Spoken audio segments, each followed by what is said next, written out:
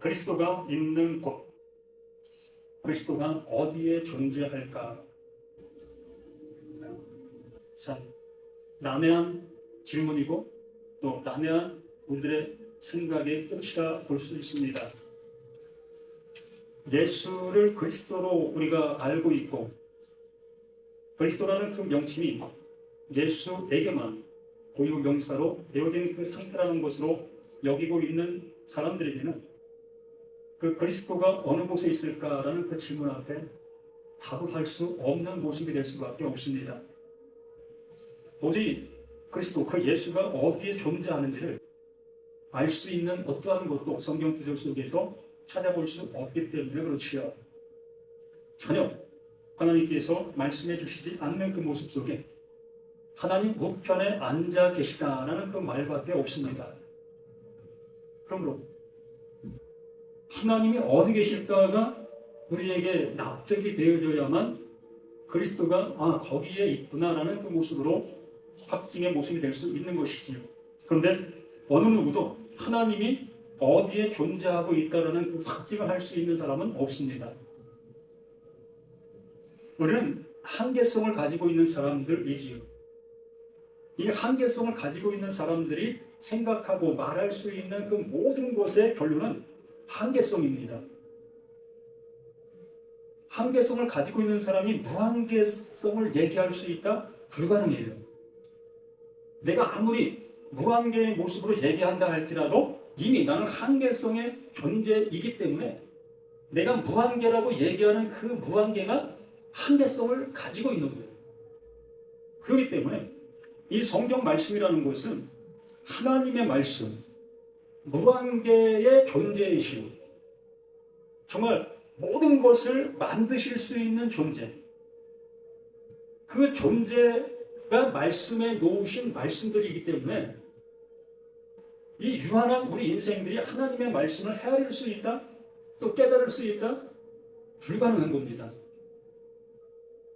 말 그대로 우리가 알아들을 수 있다, 깨달을 수 있다, 이제 알았다라고 하는 얘기는 우리 수준 속에서 결론을 지을 수밖에 없는 그 모습이 될 수밖에 없습니다.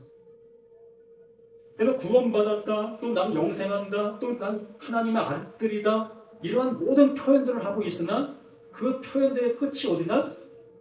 내가 생각하는 그것의 한계성이라는 겁니다. 그러므로 그 한계성을 가지고 있는 우리에게 하나님께서는 한계성을 가지고 있는 그 예수를 보내신 거예요. 그 한계성을 가지고 있는 그 예수가 우리 가운데 와서 그 한계성의 모습의 끝을 보여줄 때에 비로소 하나님께서 일하시게 되어지는 그 일의 모습으로 나아오실 수 있다는 얘기입니다.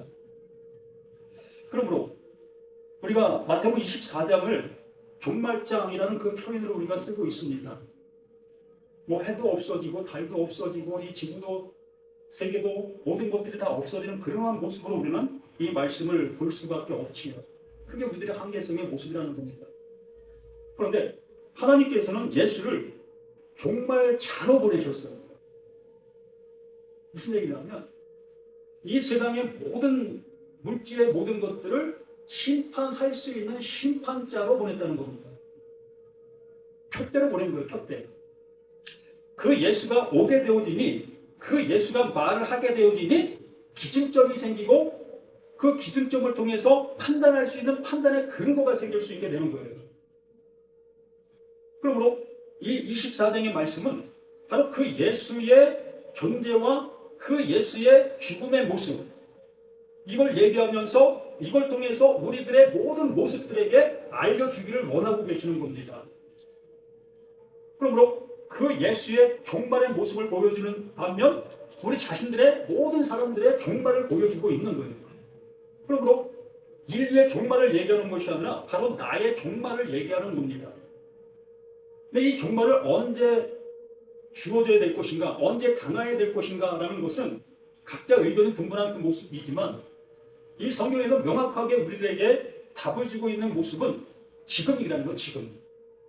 이 시간 내가 하나님의 말씀으로 인해서 종말이 되어지는 그 모습이 될 때에 비로소 하나님께서 새롭게 시작하시는 시작이 되어지는 그 모습, 이것을 여기에 이렇게 말씀해 주시고 있는 이 말씀들인 겁니다.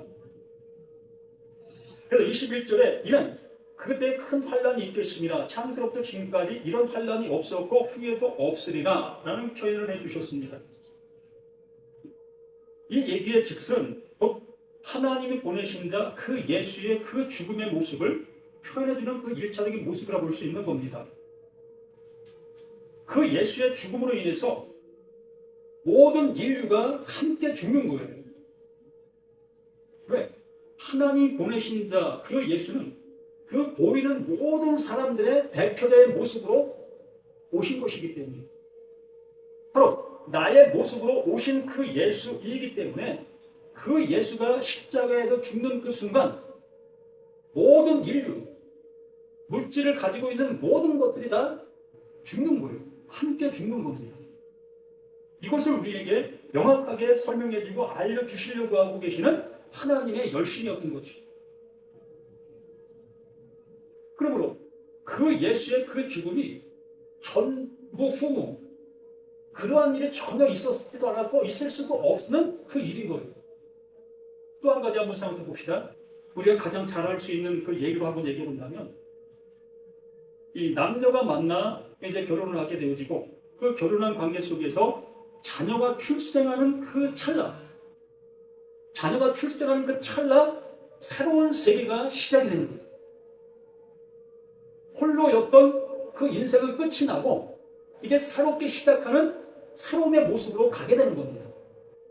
그래서 어미가 애를 낳아야, 여자가 애를 낳아야 비로소 어미가 될 수 있다라는 표현을 하는 겁니다.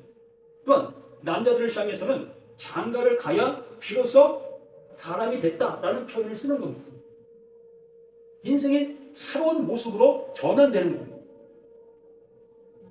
이러한 우리가 알 수 있는 표현으로 여기 큰 환란이 있겠으나 창세로부터 지금까지 이런 환란이 없었고 후에도 없으리라의 표현의 모습을 나의 삶의 모습 속에서 비춰볼 때 그렇다는 겁니다. 정말 얼마나 큰 고통이고 얼마나 큰 아픔입니까? 그런데 그 아픔이 지나니까 뭐가 등장합니까? 기쁨이 등장하잖아요. 그 예수의 그 죽음이 그 어마무시한 그 아픔과 고통입니다. 그 예수를 따르던 그 모든 사람들이 다 그 예수의 죽음과 함께 그냥 죽어버리잖아요. 삭제되어버리잖아요. 그냥 물에 수장되어버리잖아요. 그랬을 때에 예수를 쫓던 그 수많은 사람들이 뿔뿔이 흩어지잖아요. 제갈길로 가게 되어집니다. 야, 내가 믿었던 이 예수 이렇게 죽어가는 거야? 이렇게 죽는, 이렇게 힘이 없는 존재였어? 결국에는 다 도망가고 말고 그렇게 됩니다. 그런데 그 예수가 그 죽음을 이기시고 다시 살아나게 되어졌을 때에 그 예수를 따랐던 모든 사람들 또한 다시 일어나는 그 놀라운 영광의 자리에 가게 되잖아요. 서양 속담에 그런 속담이 있다고 하죠. 3일의 기쁨. 3일의 기쁨. 3일 동안만 즐거워할 수 있다는 거예요. 이 얘기를 이 예수의 죽음과 부활을 빗대서 나오는 속담의 모습이라고 볼 수 있지. 3일의 기쁨인데 3일 후에는 그 기뻐하던 자들이 어떻게 된다는 거예요? 슬퍼한다는, 눈물 흘린다는 겁니다. 통곡한다는 겁니다. 예수를 죽인 자들이 3일 동안은 자신들이 이겼다 환호치고 있었습니다. 그런데 그 예수가 다시 살아나게 되어지니 비로소 예수를 죽였던 그 무리들은 눈물을 흘리게 되는 거예요. 반대로 예수의 그 죽음과 함께 했던 그 사람들은 3일 동안 슬퍼하고 괴로워합니다. 그런데 그 예수의 다시 살아나심의 그 은혜를 입게 되어지니 그때부터는 기뻐할 수 있는 그 모습으로 바뀌는 거지. 이 시간도 우리들에게 이러한 역사가 나에게 일어나야 될 하나님의 사랑이요 하나님의 역사하심이 되는 거예요.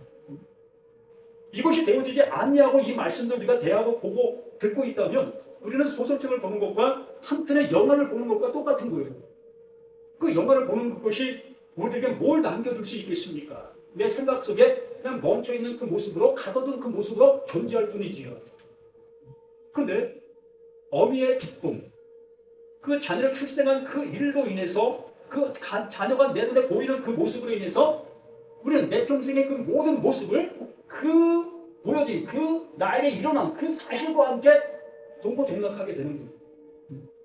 그러므로 이 하나님의 말씀이 이 시간 나에게 들려진 그 모습으로 영혼으로 함께 가는 그 모습이 되어야 맞다라는 얘기입니다. 그러고 나서 그 날들을 감하지 아니하면 모든 육체가 구원을 얻지 못할 것이나 그러나 택하신 자들을 위하여 그 날들을 감하신다. 자, 하나님께서 보내신 자, 요한복음 1장 14절이죠. 말씀이 육신이 되어 우리 가운데 거하시면 그의 영광을 보니 아버지의 독생자의 영광이요 은혜와 진리가 충만하더라 라고 말씀해 주셨습니다. 그 예수가 어느 때 왔다? 마지막 때에 왔다. 이렇게 말씀을 해주셨습니다. 그러므로 그 예수가 오지 아니하게 되어지면 어느 육체도 구원에 이를 수가 없습니다. 그냥 율법을 따라가다가 그 율법에 다 멸망을 당할 수밖에 없는 게 우리들의 모든 모습들이었던 거예요. 그래서 그 하나님 보내신 자 그 예수를 통해서 구원의 길을 열어놓으신 겁니다. 살 수 있는 그 은혜를 만들어 놓으신 거예요. 이게 만세 전에 계획된 하나님의 작정하심이라고 말씀을 드렸습니다. 그러므로 이렇게 그 예수가 오시지 않았다면 어느 누구도 구원에 이를 수 있는 존재가 없는 거예요.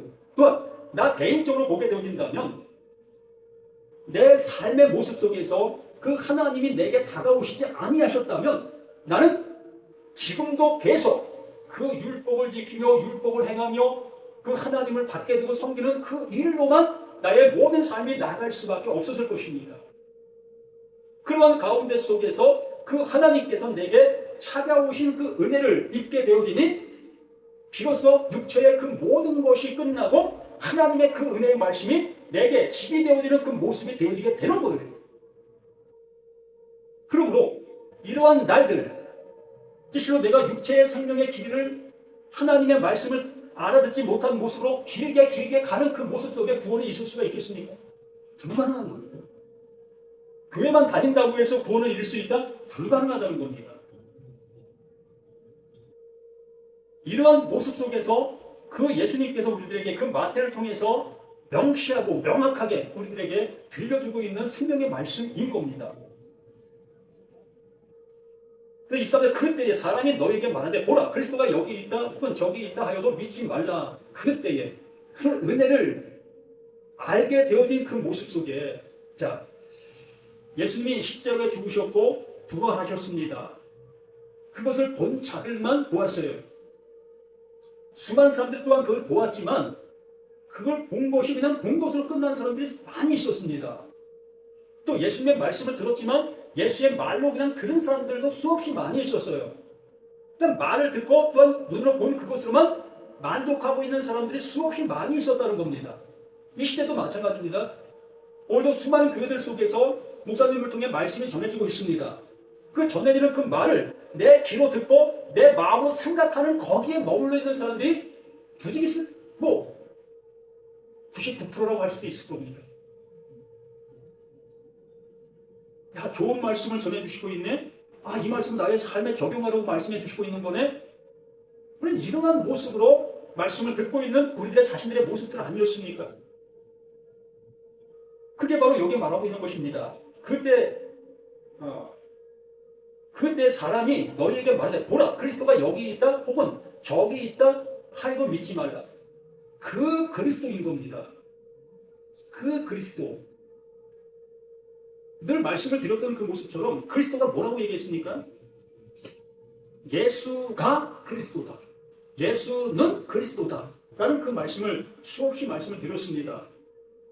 그러므로 그 예수에게 임한 그 모든 것들이 하나님의 약속하신 그 약속이 이루어진 사실이다.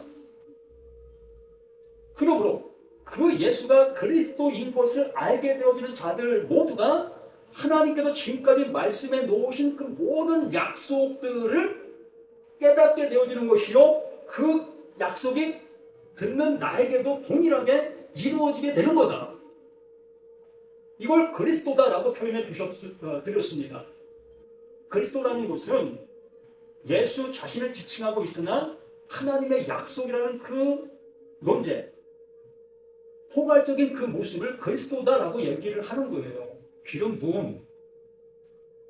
하나님의 약속이 임하게 되어진 자, 이게 그리스도인 겁니다. 그러므로 그리스도가 여기 있다, 그리스도가 저기 있다. 어디에 있어야 되어진다고요? 그 그리스도가? 한번 각자 생각해 봐요. 그리스도가 저 밖에 있으면 어떻게 되는 겁니까? 그를 쫓아다닐 수밖에 없습니까?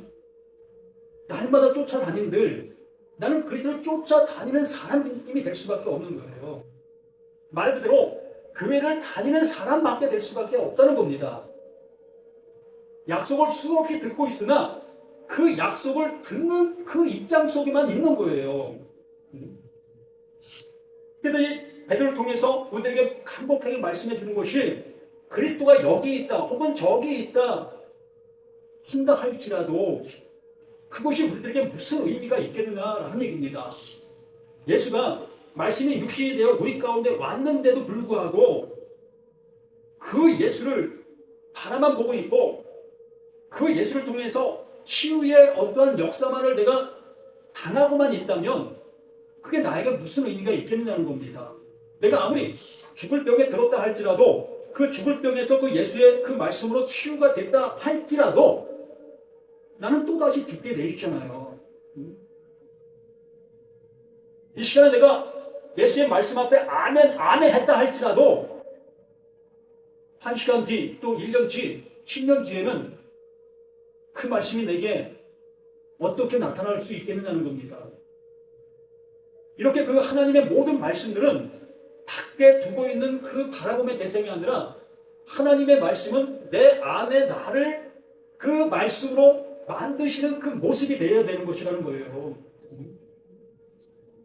목수가 집을 짓는데 재료만 잔뜩 쌓아놓고 있으면 무슨 의미가 있습니까? 그 집을 지어서 완성해서 거기에 살아야 될 사람들을 살 수 있도록 해줘야 되는 거 아니겠습니까? 그러므로 이 하나님의 말씀이 하나님이 집을 짓는 재료들인데 이 재료들을 가지고 야 봐라 이런 재료 있다, 야 봐라 이런 재료도 있어, 이거 금으로 된 재료야, 이거 은으로 된 재료야, 이거 만지면 또 죽는다, 이런 얘기만 하고 있는 그 하나님으로 우리가 보고 있다면 백날 가도 그 집이 완성될 수 있겠습니까? 그 하나님이 이 재료를 가지고 뚝딱뚝딱 망치들 지금 하고 있는 거예요. 어디에? 나라는 나의 그 들음에, 듣고 있는 이 들음에 그 하나님이 망치들을 지금 하고 있는 겁니다. 그러므로 그 하나님이 나 안에서 지금 집을 짓고 있을 때에 야 집이 되어지고 있네, 이 말씀이 이 집을 만들고 있는 것이네, 이것을 알아들을 수 있는 우리 자신들이 되어야 될 것이 아니냐는 거죠. 그래서 24절이 응하게 될 수 있는 것이 거짓 그리스도들과 거짓 선지자들이 일어나 큰 표적과 기사를 보여할 수만 있으면 택하신 자들도 미혹하리라. 이 거짓 그리스도들이라는 그 표현은 뭐 내가 거짓 그리스도야 라고 하고 있는 그런 존재를 얘기하는 게 아니라요, 여기에 나와 있는 이들은 그들 스스로가 그리스도라고 지칭하고 있는 거예요. 자신이 가지고 있는 그 말씀들을 하나님이 주신 생명의 말씀이라고 가지고 있는 사람들을 지칭하는 겁니다. 또 여기 거짓 선지자들도 마찬가지고 자신들이 지금 예언하고 말하고 있는 그 모든 것들이 하나님이 자신에게 주어서 우리를 구원에 내시게 하려고 하는 그 말씀을 전하고 있다라고 생각하고 있는 그들이라고 얘기를 하는 거예요. 그런데 예수님께서 보실 때, 하나님이 보실 때 그게 거짓 그리스도고 그게 거짓 선지자다라고 지목해 주시는 그 말씀인 거지요. 그러면 우리들은 이걸 분별할 수 있습니까? 예? 그래야 거짓 선지자와 거짓 그리스도인 것을 분별을 해서 내가 거기서 뒤돌아설 수 있지 않겠습니까? 이 교회 가서 말씀드려도 흥, 저 교회 가서 말씀드려도 흥, 성경에 나와 있는 이 구절 하나하나 설명해 줄 때마다 아멘 아멘 하고 있는 우리들의 모든 모습들이라면 우리들은 분별할 수 있는 지각이 우리에게 없는 거예요. 하나님의 말씀은 하나님께서 의도하신 집의 완성을 위한 재료들인 겁니다. 하나님의 집을 이루기 위한 재료들. 목수가 어떠한 집을 짓고 있는데 그 재료들을 구해놨는데 그 집을 지을 재료가 아닌 엉뚱한 것을 가지고 있는 그 모습으로 재료를 준비해놨다라고 얘기한다면 정말 우리는 집이 어떻게 지어지고 어떤 재료로 사용되어지는지 아는 우리들이라면 저 몫은 뭐야 저거, 뭐 우리 집을 지어준다면서 뭐 저런 재료를 가지고 무슨 집을 짓겠어, 저 거짓 몫이네, 100% 알 수 있잖아요. 근데 우리 자신들이 하나님의 말씀을 분별할 수 있는 지각이 우리에게 없는 그 모습 속에서 말씀을 듣게 되어지는 그 모습을 향해서 그 예수님께서 말씀해 주시는 거예요. 그게 거짓 그리스도고 그게 거짓 선지자야. 거짓 그리스도가 거짓 선지자들이 일어나 큰 표적과 기사를 보여할 수만 있으면 택하신 자들도 미혹하리라. 세상 말로 다수결의 원칙의 모습으로 얘기를 하게 되어졌을 때에 극히 소수가 가지고 있는 그것이 인정이 될 수가 있겠습니까? 인정이 못 되는 거예요. 만 명인 교회가 주장하고 있는 교리와 한 목사가 주장하고 있는 교리, 어떤 것이 세워질 수 있겠습니까? 10명이 주장하는 그 교리는 그냥 묻힐 수밖에 없는 거예요. 이러한 취지와 이러한 모습을 통해서 이렇게 거짓 그리스도들과 거짓 선지자들이 일어나 큰 표적과 기사를 보여할 수만 있다면 택하신 자들도 미혹하리라. 보라, 내가 너에게 미리 말하였노라. 이렇게 그 예수님께서 우리들에게 미리 말아주신 그 모든 것들이 있잖아요. 너희들에게 이러한 때가 도래하게 될 거다. 그렇기 때문에 내가 너희들에게 미리 말하는 거야. 너희는 나의 이름 때문에 내가 너에게 준 그것 때문에 핍박과 어려움을 당하게 될 것이고 너희 목숨을 잃게 되는 그러한 일도 있을 것이다 라고까지 예수님께서 미리 말씀해 주셨어요. 그러면 예수가 가지고 있는 그 모든 것들은 이 세상 사람들이 좋아할 만한 그러한 모습들이 아니었다는 거죠. 무슨 얘기냐면 세상 것을 얘기하는 것이 아니라 율법 아래에서 하나님을 섬기고 있었던 그 일들을 얘기하는 겁니다.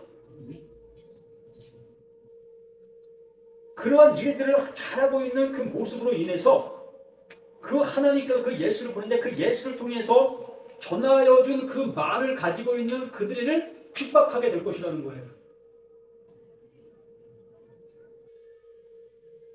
그러면 사람들이 너희에게 말하되 보라 그리스도가 광야에 있다 하여도 나가지 말고 보라 골방에 있다 하여도 믿지 말라. 똑같은 말을 이렇게 강조하는 그 모습을 보이고 있는 겁니다. 번개가 동편에서 나서 성벽까지 번쩍인 같이 인자의 이 마음도 그러하리라. 인자의 이 마음도 그러하리라. 자, 말씀이 육신되어 우리 가운데 거하심에 그의 영광을 보니 아버지의 독생자. 이 독생자라는 것은 하나님만이 가지고 있는 하나, 하나님만이 가지고 있는 그 하나를 넘겨받은 자, 그가 독생자라고 얘기를 하는 거예요.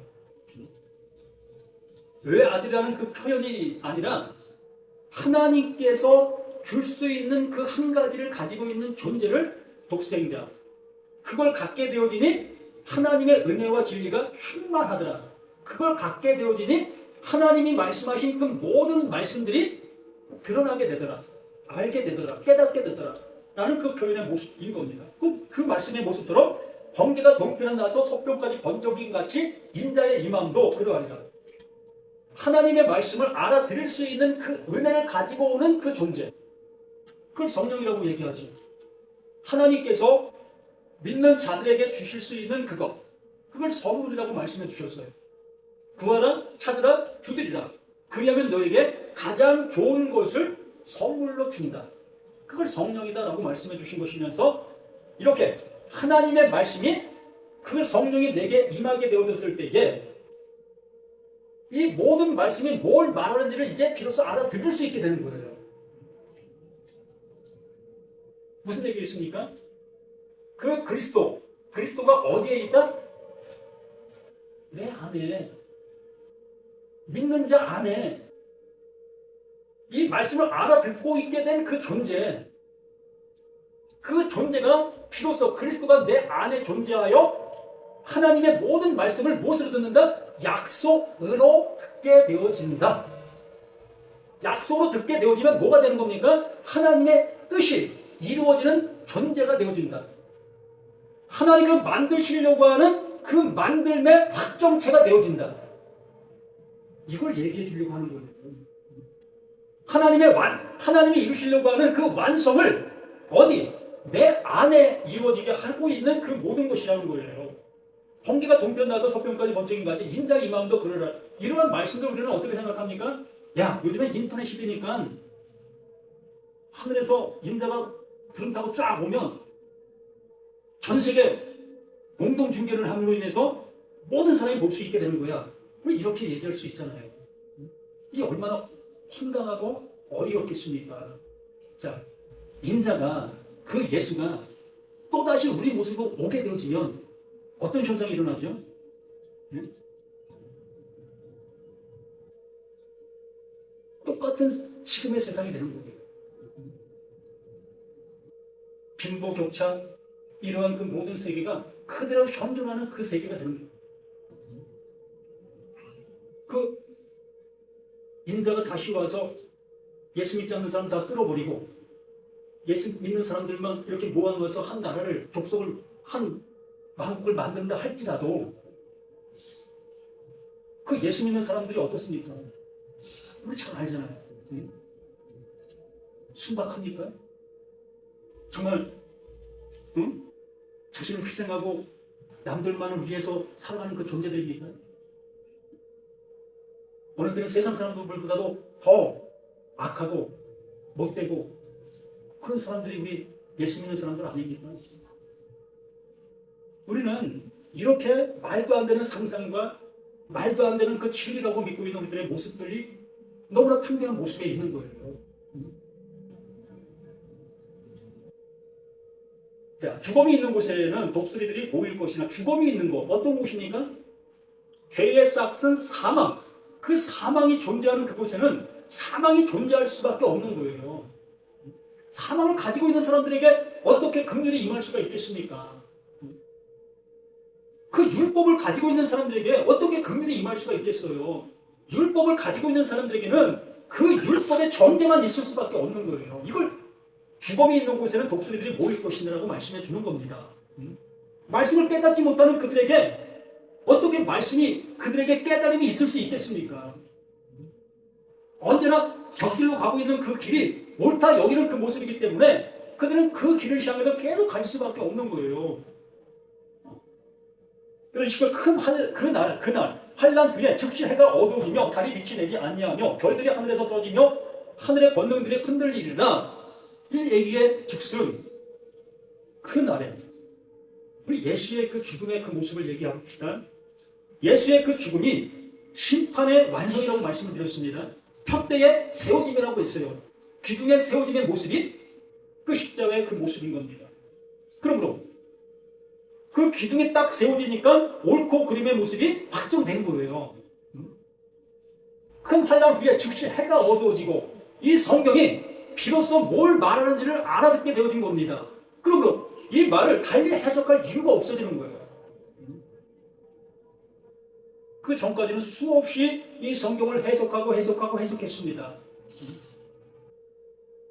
똑같은 말인데도 어느 날은 이렇게 설교하고 또 어느 날은 저렇게 설교하고 이렇게 이 성경을 내 나름대로 빛을 비추고 있었잖아요. 그 빛이 어두워지는 거예요. 자, 목사님들이 빛을 받은 자라고 얘기하고 있잖아요. 그 빛을 받은 내가 오늘은 창세기 1장 1절 말씀을 여기에 적용해서 이렇게 얘기했습니다. 또 다음 주는 창세기 1장 1절 가지고 또 저기에 비유해서 저렇게 또 전하고 있습니다. 이렇게 나는 빛을 비추고 해의 역할을 하고 있었던 거예요. 또 달의 역할도 그렇게 하고 있었고 또 그러한 모든 것들을 또한 받은 그 별의 모습으로도 그러한 삶을 살고 있었고 그러한 모든 모습들이었는데 예수가 기둥을 딱 세워지게 되어지게 되니 이제 말씀이 다른 걸로 얘기할 어떤 것이 없어지는 겁니다. 왜?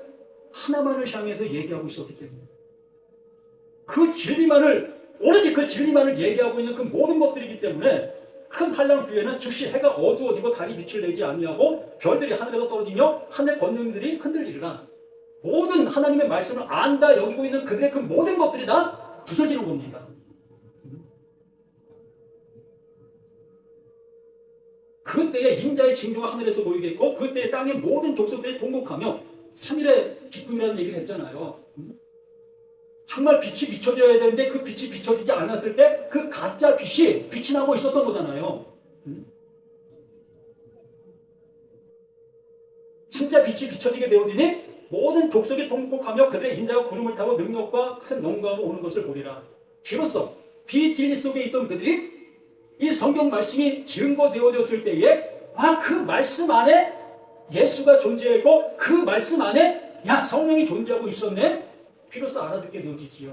밖에서 찾았던 그 모든 것들이 비로소 이 성경 안에 존재하는 그 예수, 그 그리스도로 보게 되어지며 이 말씀을 영접하게 되어지니 그 예수, 그 그리스도가 내 안에 집이 되어지게 되는 놀라운 은혜를 입게 되어지게 되는 겁니다. 그가 큰 나팔소리와 함께 천사들을 보내니 그들이 그의 택하신 자들을 하늘 이 끝에서 저 끝까지 사방에서 모으리라. 무화과 나무의 비유를 배우라. 여기까지 말씀을 드리겠습니다. 그러므로 우리는 하나님의 말씀이 여기 있다 저기 있다가 아니라 이 말씀을 통해서 이 말씀 안에 존재하시는 하나님의 사랑을 볼 수 있고 들을 수 있고 그 들음이 내 안에서 그 사랑이 완성되어지는 나로 존재해야 되는 겁니다. 밖에 두고 섬기려 하지 마시고 그 하나님의 임마누엘 내 안에 완전한 집을 이루시려고 하고 있는 거예요. 그러므로 내 안이라는 것도 참 쉽지 않은 얘기입니다. 이 안에 뭐가 있어요? 우리 안에 뭐가 있습니까? 우리는 또 많은 얘기를 할 수 있습니다. 이러한 우리 생각은 유한하다고 말씀을 드렸잖아요. 유한한 생각으로 하나님을 가둬둘 이유가 없어야 되는 거예요. 그러므로 하나님께서 내 안에 하나님의 뜻을 이룬다, 하나님의 집을 이룬다 라는 그 모습은 하나님께서 전적으로 그 모든 것을 하신다라는 얘기예요. 내가 할 수 있는 것은 아무것도 없는 거예요. 그분이 하시는 그 말씀 앞에 우리는 아멘, 이 얘기, 이것만 할 수밖에 없는 겁니다. 그러므로 우리는 그 말씀을 들어 그 말씀이 내 안에 이루어진 사실 앞에 나는 그 사실 안에서 그냥 살아가는 거예요. 무엇으로? 약속이 이루어진 존재로 그리스도로 살아가는 우리 모두가 되어서 우리의 입을 통해서 증거되는 그 말씀으로 인해서 어느 누가 또 구원에 이르게 되어지는 이 모습이 되어지는 우리가 되는 겁니다. 아멘. 그래서 우리는 그리스도로 살아가는 우리 자신들이 되어지시기를 예수 이름으로 간절히 부탁을 드립니다. 기도합니다. 생명을 주시고자 이렇게 생명의 말씀으로 우리에게 일깨워 주시고 있음을 이 말씀을 통해서 확인하게 되어집니다. 정말로 자유케 하는 율법을 들여다보고 있는 자는 듣고 잊어버리는 자가 아니요 그 말씀이 내 안에서 영원한 집이 되어지는 그 모습이라고 말씀해 주셨습니다. 아버지 하나님, 이제 이 말씀이 내 안에서 완전한 집이 되어 영원한 기쁨 속에 영원한 날 안에 살아가는 우리 모두인 것을 찬양하는 우리 모두가 되기를 예수 그리스도로 간절히 기도드립니다. 아멘.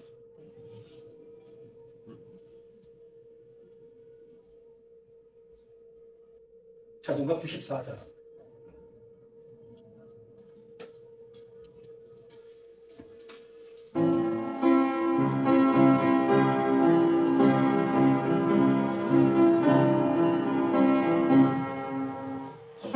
예수보다 귀한 것은 없네. 이 세상 무기와 바꿀 수 없네. 영주를 내대신 돌아가신 그 놀라운 사랑 잊지 못해. 세상 주